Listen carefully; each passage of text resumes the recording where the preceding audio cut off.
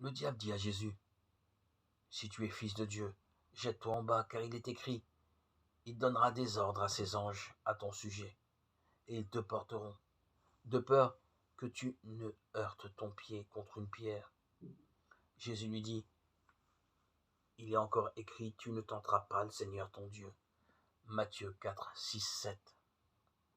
Lorsque Jésus est tenté par Satan dans le désert, le diable lui cite la parole de Dieu. Il est écrit Psaume 91, 11, 12.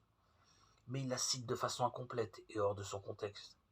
Pour inciter Jésus à désobéir à Dieu, Jésus lui répond, il est encore écrit, et cite un nouveau texte de la parole de Dieu avec exactitude.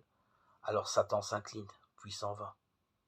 Aujourd'hui, Satan cherche aussi à troubler les chrétiens qui lisent la Bible de façon incomplète ou superficielle. Ainsi, en citant cette parole du Christ, bienheureux les pauvres en esprit, certains prétendent que l'évangile conduirait à l'obscurantisme. S'il ne tient pas compte du contexte, on peut tirer de fausses conclusions. Ainsi, des chrétiens authentiques sont angoissés à l'idée qu'ils pourraient perdre leur salut. Ils interprètent mal des textes qui s'adressent à des personnes n'ayant pas la vie divine, mais se disant chrétiennes. Voir Hébreux 6, 4, 6. Chrétiens, ne nous laissons pas troubler. Si un texte biblique pris isolément semble contredire l'enseignement clair d'autres textes, replaçons-le dans son contexte et demandons à Dieu de nous éclairer.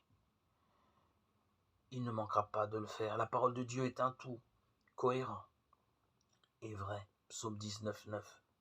Appuyons-nous sur ce qui est fermement établi. Le Dieu de vérité ne se contredit pas.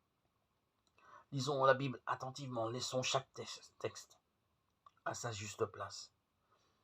Et si Satan essaie de nous troubler par un « il est écrit », prenons exemple sur Jésus et répondons comme lui. Il est encore écrit.